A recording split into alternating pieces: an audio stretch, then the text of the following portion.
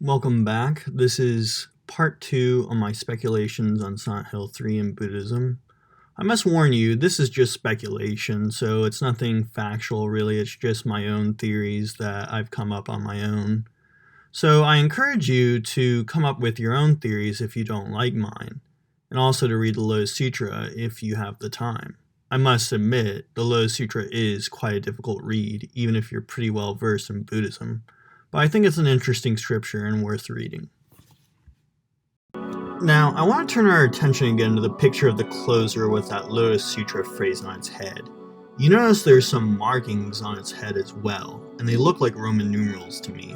They look like the Roman numerals 1, 3, and 5. And when I opened the table of contents to my copy of the Lotus Sutra, I noticed that the chapters were in Roman numerals. Now, this could just be coincidence, but I wonder if those Roman numerals have to do with the Lotus Sutra. So what I'm going to do is look over chapters 1, 3, and 5 of the Lotus Sutra and see what kind of connections I can pull from them in regards to Silent Hill 3, and perhaps other Silent Hill games. So we start out with the Lotus Sutra chapter 1. Now, I can't possibly go over every detail in each chapter of the Lotus Sutra. There's just so much information and the writing is quite clunky. But I'm going to go over what stood out to me and what could connect with the Silent Hill series. So in the first chapter of the Lotus Sutra, they talk about the Buddha, and this really stood out to me. Then the Buddha emitted a ray of light from the tuft of white hair between his eyebrows. It illuminated all the 18,000 worlds in the east, down as far as the lowest hell of Vici, and up as high as the Akanista heaven. All the sentient beings in those worlds living in the 6 transmigratory states became visible from this world. The Buddhas in those worlds were also seen, and the Dharma they were teaching could be heard. The monks, nuns, laymen, and laywomen, and those who had practiced and achieved the path were also to be seen, while the Bodhisattva Mahasattvas of various background, causes, and conditions, endowed in various degrees with the willingness to understand and having various appearances, were also seen practicing the Bodhisattva path. All of the Buddhas who had achieved parinirvana were seen, as well as their relic stupas made of the 7 precious treasures. Now, this is interesting to me because this presents the Buddha in kind of a supernatural way, and his ray of light emitted from his forehead opens up all these alternate worlds and universes with alternate kinds of beings. And this kind of reminds me of Silent Hill, how it can open up the world to the spiritual, and you can see various creatures and various different worlds, like other world versus normal world, and so on. So that really stood out to me, and I'm wondering if you could connect that with the town of Silent Hill. So now we get to chapter 3 of the Lotus Sutra, and this is perhaps the most famous chapter of the scripture, as it tells a famous Buddhist parable of the burning house. The parable is about a father with many children, and while all of them are in their house, it catches on fire. It turns out that there are so many children that the father cannot physically save them all at once. Not only that, but the kids are playing as they're ignorant of the fact that their home is burning down. The father even tries to literally explain to them what's happening, but they simply don't care. So, the father decides to tell them that there are 3 toy carts of sheep, deer, and oxen outside for them to play with. So immediately his children rush outside to see the carts, but it turns out that he only gives them one kind of cart, the oxen cart. So the fire represents our presence in samsara. The children ignorant of the fire represents us being ignorant that we are in samsara, and the father, of course, represents the Buddha. The 3 carts represent how different Buddhists receive different teachings, but ultimately they're of the same source of the Bodhisattva path, which is the oxen cart. So the Shravakas, which represents the sheep cart, are seekers of nirvana for themselves. This goes back to Theravada Buddhism, how a lot of Theravada Buddhists and their main idea is that one should seek nirvana for oneself. Pratyeka Buddhas are the representation of the deer cart, and these are Buddhas that choose not to teach others. So Siddhartha Gautama, the historical Buddha, was not a Pratyeka Buddha since he taught. If he decided to go to nirvana and never have an earthly ministry of his teachings, then he would be a Pratyeka Buddha. But of course he isn't. He decided to teach. And then the Bodhisattvas, of course the oxen cart, are beings who have attained enlightenment and choose to share this enlightenment with others in samsara. So basically enlightenment for the Bodhisattva is a state of mind rather than a physical transcendence of the world / samsara. And here's a quote from the Lotus Sutra Chapter 3 on pages 61 62.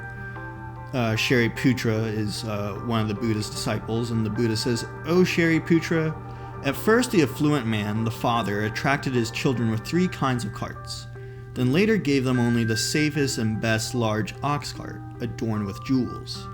Again, this is the idea that even though there are Buddhists who follow the Shravaka or Pratyeka Buddha path, ultimately they're really Bodhisattvas, even if they don't quite literally understand that or even know that at all. So now we get to the Lotus Sutra Chapter 5. So now we come to Chapter 5 of the Lotus Sutra with another parable. In this quote I have the Buddha speaking to one of his disciples, Kashyapa. So the Buddha says, "O Kashyapa, suppose in the great manifold cosmos there are mountains, rivers, valleys, and plains, where many kinds of grasses, trees, shrubs, and herbs of different names and colors grow. Dense clouds thoroughly cover this great manifold cosmos, and rain falls at the same time everywhere, moistening the small, medium, and large roots, stems, branches, and leaves of all the grasses, trees, shrubs, and herbs. The sizes of all the trees depend on whether their capacities are superior, mediocre, or inferior, and the rain falling from the same cloud makes them grow according to the nature of their various seeds. Flowers blossom in the same place and fruit ripens in the same place, moistened by the same rain. Yet there are differences among these grasses and trees. O Kashyapa, you should know that the Tathagata, or Buddha, is exactly like this. He appears in this world like a great overspreading cloud. His voice resounds over the devas, humans, and asuras in the world, just as the great cloud thoroughly covers this great manifold cosmos." So what this analogy of the parable is getting at is the Buddha, like the rain covering various plants, is the Buddha teaching various people according to their needs and their capacities. So this reminds me of Silent Hill in a lot of ways, because Silent Hill can be like the Buddha in the 5th chapter of the Lotus Sutra.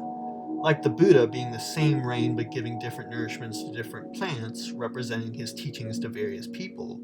Maybe Silent Hill is the same kind of place, giving different messages to different people based on their individual capacities, needs, and desires. So now we're going to examine Heather a little bit more in Silent Hill 3 and see why is the Lotus Sutra phrase in connection with Silent Hill 3. So what did the 3 chapters of the Lotus Sutra have to do with Silent Hill? Well, I gathered this much. I think that the town of Silent Hill is a place that illuminates other worlds to people, teaches people with various methods and means, and the people get their lessons specifically for themselves, but it all comes from the same substance of Silent Hill. Now, we kind of already know this if we've played the games, but what does this have to do with Heather and Silent Hill 3? Why is the Lotus Sutra phrase in connection with that game? I have one idea, and I'll show you right now. Remember this scene towards the end of Silent Hill 3, after Heather defeats the god? It looks like she's staring at something that has caught her attention. Well, according to another YouTuber in his video, Masahiro Ito has confirmed that she is doing this because she sees a baby that has been born after her battle with the god. This is very intriguing, but what does it have to do with the Lotus Sutra, though? Well, I think we can connect this with a specific doctrine found in the Lotus Sutra. In the Lotus Sutra's 16th chapter, the Buddha says the following quote, "I abide forever without entering parinirvana." Now, parinirvana is nirvana with no remainder in the world. In other words, there's no coming back, there's no living amongst worldly life. You just go off in nirvana as the Theravada way would understand it, as I mentioned in the last video. However, the Buddha totally flips this on its head and he says his purpose is to always stay in the world because he's a bodhisattva. He also says, according to the way I should bring them to the path, I myself proclaim different names and lifespans in various places. This is a huge revelation in Buddhism, and I think we could connect it in a lot of ways with Silent Hill 3. The sight Heather saw of the newborn baby represents the fact that history will repeat itself. Like the Lotus Sutra's doctrine of the Buddha being reborn over and over, Silent Hill's spiritual essence is reoccurring repeatedly. Not only does Silent Hill happen for people like Heather and her father, Harry, but also for people totally unconnected with him, like James Sunderland. I wonder if, like the Buddha of the Lotus Sutra, Silent Hill in its spiritual essence is supposed to be a place that teaches people lessons through the messy aspects of life, just like a lotus can only grow if it grows through the filthy mud. Hence the Lotus Sutra and its doctrines about reaching a type of nirvana through the Bodhisattva path, and not the parinirvana of Theravada Buddhism, which is a life or nirvana without remainder in the world. Now, this does get convoluted with the involvement of the cult of Silent Hill, but I wonder if this cult twists the power of the town and uses it in a way that was never meant to be used. In one of the saddest endings of Silent Hill 2, the Maria ending, James finishes his journey through Silent Hill by leaving the town with Maria. Although he ends up departing Silent Hill with a version of his late wife Mary that he finds more physically attractive, Maria begins to cough as they're approaching his car. This implies that the same kind of events with Mary are going to repeat all over again. Therefore, James is stuck in a vicious cycle of unease, anger, depression, and in the end suffering. For me, this clearly represents James being stuck in the realm of samsara. Thus, James has failed to learn his lesson from Silent Hill. Like the Buddha representing himself in various forms, Silent Hill can represent itself in various forms. For James Sunderland, Silent Hill becomes a place of overcoming delusion and obtaining redemption. In the happiest ending of Silent Hill 2, the leave ending, James knows that he needs to help Laura, so he adopts her. This reminds me of the Bodhisattva ideal of the Lotus Sutra. Instead of James trying to come to a utopia through his quote-unquote dream partner, as he does with Maria in the Maria ending, he comes to realize that helping Laura, and ultimately others, is what will bring him true peace, happiness, and satisfaction. So, my conclusion is, the Lotus Sutra reference might be in Silent Hill 3 because it's a symbolism for the idea that Silent Hill's spiritual essence is always present, being created and recreated in various ways for various people. We see this with the fact that Heather sees another rebirth of the sun god, the newborn baby after her battle with the deity. Thus, the sun god may be akin to the Buddha of the Lotus Sutra, a divine entity appearing over and over again in various lives and rebirths. We also see this with those completely unrelated to Heather/Cheryl or Alessa and the Order with people like James Sunderland. Therefore, my assumption is that the town of Silent Hill and its spirituality, without the convolution of the Order, is like the various doctrines of the Lotus Sutra. It can reach and teach people through various methods, and for better or worse, people either learn their lesson and obtain a type of realization or enlightenment, or they don't learn and remain in a samsara-like state of existence, like James in the leave ending of Silent Hill 2 versus James in the Maria ending. I hope you enjoyed this video. And by the way, if you're curious to ever read the Lotus Sutra, there is an online copy on the internet.